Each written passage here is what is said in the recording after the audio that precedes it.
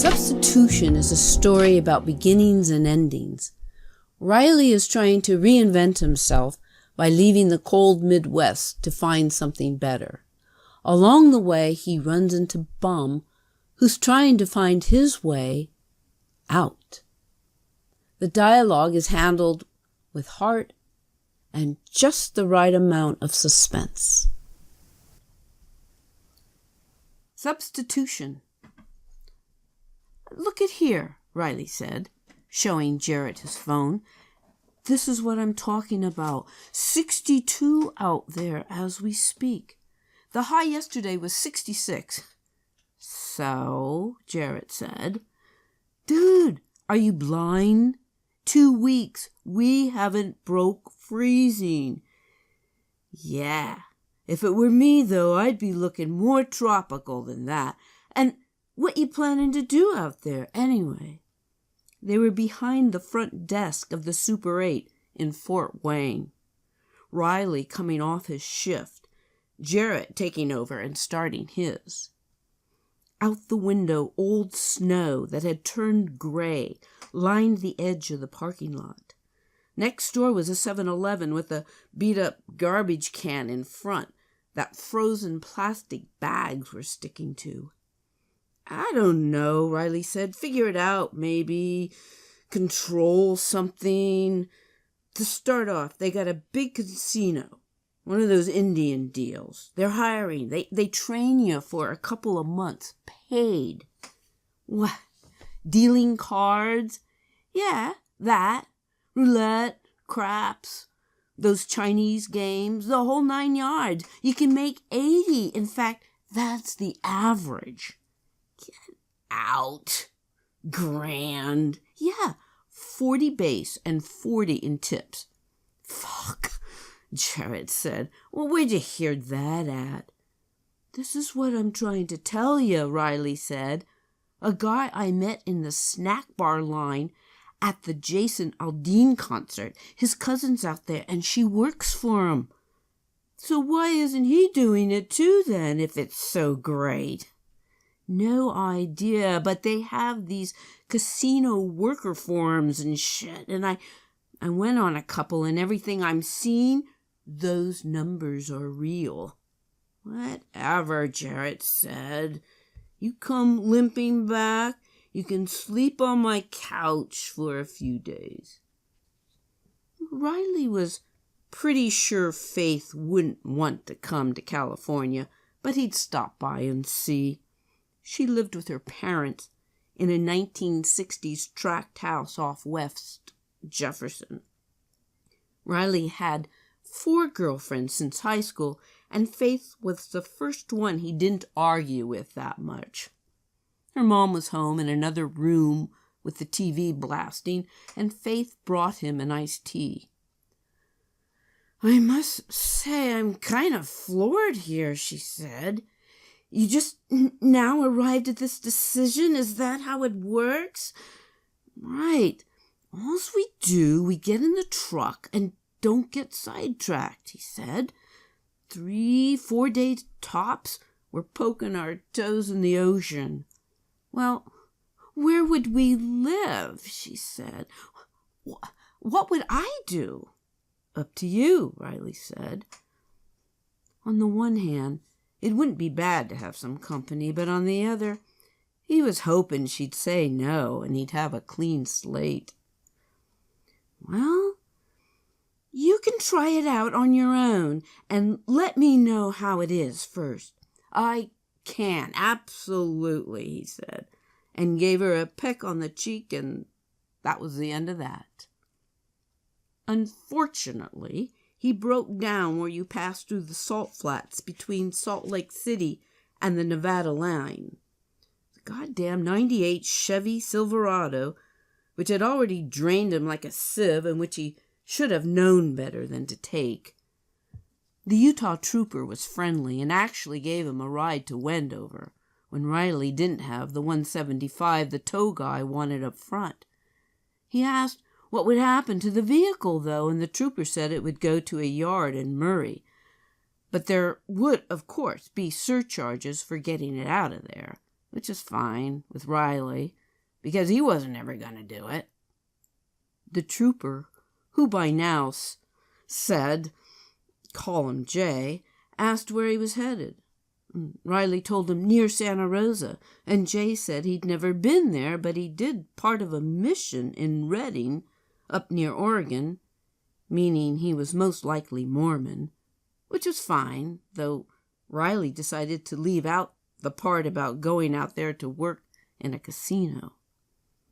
Wendover was in Utah, but you walked a block and you were in Nevada, West Wendover. And Jesus, speaking of casinos, the place felt like a mini Las Vegas. Middle of nowhere, you had a Montego Bay, a Peppermill, a Rainbow, a Nugget, all luxury tower-type jobs, plus a few mom-and-pop operations as well. It was around dinner time.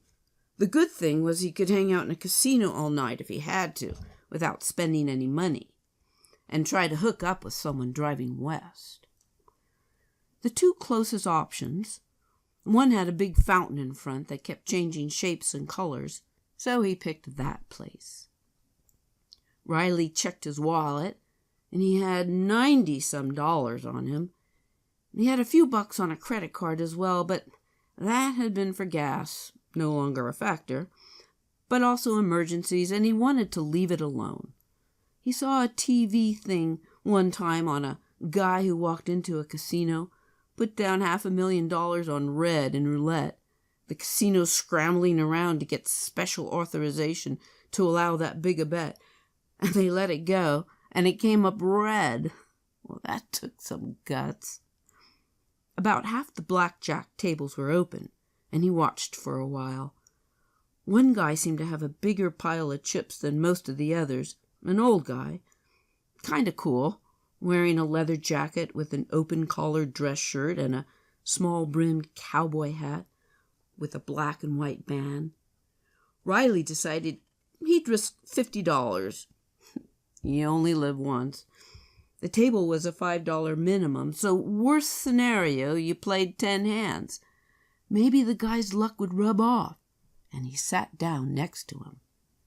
For 20 minutes, he broke even, but the old guy was continuing to make money. What he was doing was mixing up his bets, betting mostly $5 a hand, but now and then up to 25. Riley was afraid to go that high, but decided the next time the guy bet big, he'd add an extra chip and bet 10. He won the hand and continued shadowing the guy's pattern for a couple of hours, and son of a gun was up $165 when he decided not to push his luck and headed to the lounge for a beer.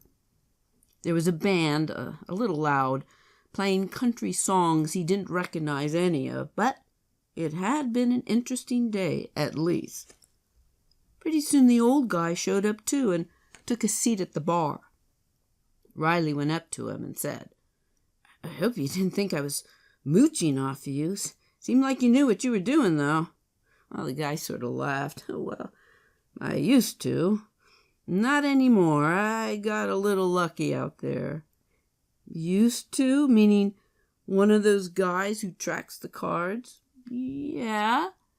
The idea is if you bet the minimum until you have the advantage, then you stick it. Though anything can happen in the short run." "Gee, so you're processing every hand mentally." "Well, it sounds fancier than it is. A little arithmetic is all. Like I said, my effort these days, it's half-assed." "Well, I'll take your word for it," Riley said. "You helped me out, though. I seen you looking a tad concerned when you split the aces twice and had to lay out another $20. The old guy was smiling. "But you did the right thing. It was fun. I can see how you can get into it. On a different thing, you wouldn't be heading to California, would you?" The guy said he wasn't, and introduced himself as Bum, and they shook hands. "No worries," Riley said. "If I keep playing next to you, I might make enough to stay right here. How much are rooms, anyway, do you know?" I do. Midweek, $49 a night, plus they tack on a spa fee of $7. Weekends jump to $69. Wow, lower than I would have thought. Place I was working, we were way over that, and it was central Indiana. Nothing much doing there for you then, Bum said. I don't think so. Could be. My daddy was a big reader, mostly dime store pulp novels and such, but he used to tell us you gotta read enough junk to know when something's good. I hear you, Riley said. In my case, I'm looking at it pretty simple, like, let me try some warmer weather. My wife and me, we did the same thing. Had a trailer in a little community outside Needles. That's Highway 40. What we did, though, we spent 2 months a year in Pocatello. You wanted to, or it was too hot? Oh, yeah, couldn't take the heat. 2012, they set a world record, 115 degrees and raining, if you can believe it. Damn, you're not doing that anymore. Nah. Wife's got health problems now. I got some too, not as bad, though. I'm trying to figure out how to end her life the most practical way. Riley took a good look at the guy, waiting for him to elaborate or bust out laughing, but he didn't. Well, where is she at the moment? Oh, she's upstairs. She's fine. Riley said, pretty sure you're messing with me, but if you aren't, don't do anything like that. She's got pancreatic, Bum said. She smoked for half a goddamn century. We both did. They're telling us Alzheimer's, too. Ooh, that must be rough, then. She walked out the door and stuff, not remembering how to get back. Nah, luckily. But her brain scrambled other ways. Thing is, do I shoot her in the head and then me, or carbon monoxide us both in the car, or what? This is what I wrestle with. Holy shit, this dude may be for real. Riley couldn't place it, but there was a movie, a comedy, where a guy's got a terminal disease and is trying to kill himself off, and his wife too while he's at it. He keeps trying different ways and they don't work.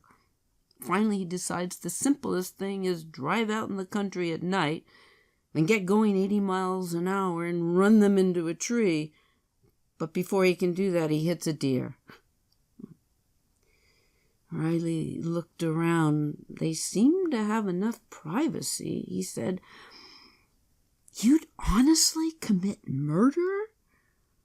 Aren't there those doctors that can inject you?"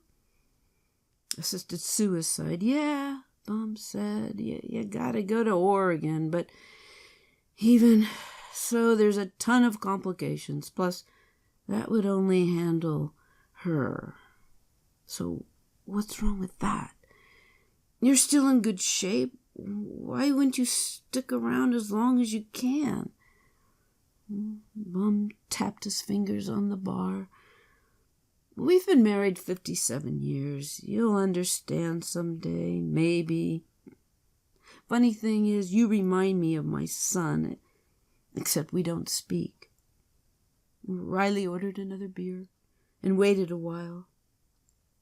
There were 2 or 3 college basketball games on, and a couple doofuses kept yelling out. The carway you were talking about, he said, with the fumes, is that still a possibility? No, never really an option. I'd need a hose and all that, meaning someone might interrupt it and rescue us. Except you do have a garage at home, Riley said. That'd be solid, right? Oh, yeah, I got a garage, but this isn't going back there. You mean you're going to resolve it here? Mm-hmm. Yep, the room one way or another. Couple of days. We're comfortable here. Again, hard to rationalize, I know, but it'll be a relief.